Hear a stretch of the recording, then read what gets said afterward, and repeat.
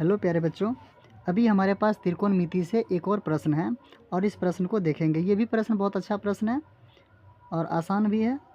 उम्मीद करते हैं कि आप लोग इस वीडियो को अंत तक देखेंगे और इस प्रश्न को सीखने का प्रयास करेंगे। तो चलिए इस प्रश्न को बनाते हैं। देखिए, क्वेश्चन में कह रहा है कि एक उदग मीनार की ऊंचाई 2√3 मीटर है ना। कह रहा है कि एक मीनार है जिसकी ऊंचाई कितना है, तो 2√3 मीटर दिया गया है तथा उसके छाया की लंबाई है 2 मीटर।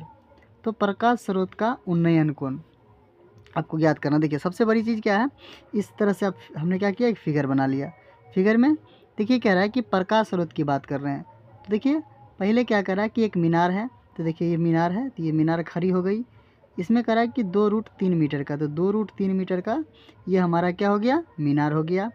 अब उसके बाद कह रहा है कि सूर्य की प्रकाश से, तो देखिए सूर्य की प्रकाश यहाँ है ना, ये सूर्य की रोशनी यहाँ आ रही है, यानी छाया बन रहा है, ठीक है ना। इसका छाया बन रहा है, यहाँ से ये मीनार है तो मीनार का छाया बन रहा है इधर।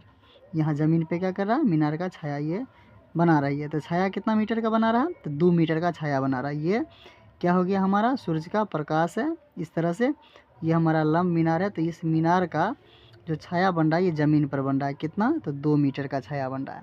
तब इसमें क्या पूछा था, इसमें ये पूछ रहा था कि जो ये कोण है ना, ये सूर्य का प्रकाश का जो उन्नयन कोण बन रहा है, इस कोण का वैल्यू बताना है कि आपको इस कोण का मान क्या होगा।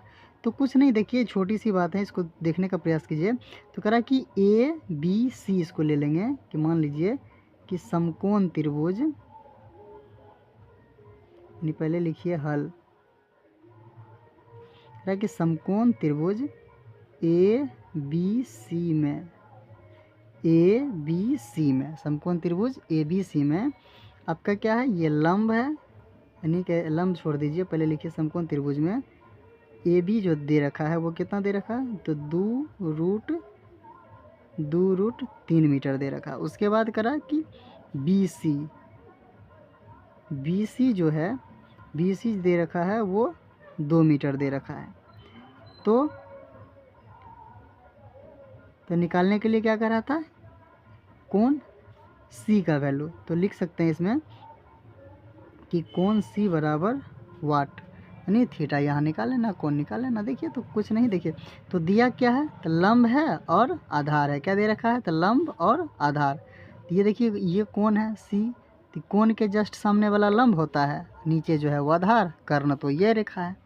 तो कुछ नहीं, देखेंगे तो क्या है, लंब और आधार का संबंध किस में होता है, तो tan थीटा में होता है।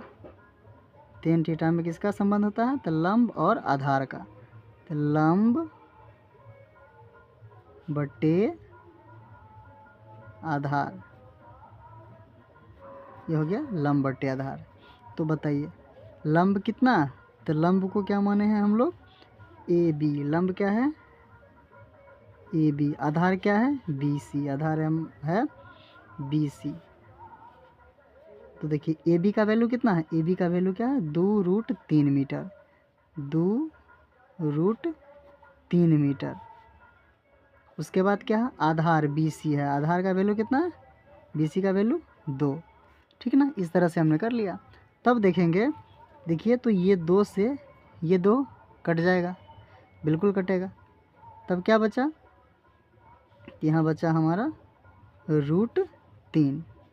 तो किसका निकाल रहे थे, tan थीटा का निकाल रहे थे, किसका निकाल रहे थे, tan थीटा का। तो बताइए थीटा का वैल्यू कितना निकल गया, 3, कितना, √3। थीटा का वैल्यू कितना, √3। तो बताइए tan थीटा में किसका मान √3 होता है, तो tan 60 डिग्री का, कितना डिग्री का वैल्यू होता है, 60 डिग्री का, कितना डिग्री का, 60 डिग्री का, यानी 60 डिग्री का वैल्यू कितना होता है, √3 होता है।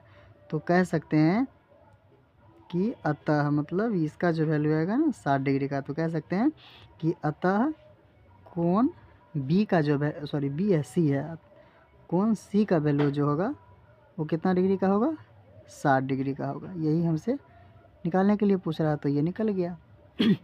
तो उम्मीद करते हैं कि इस क्वेश्चन को भी आप आसानी से समझ गए होंगे और फिर मिलते हैं हम लोग अगला वीडियो में।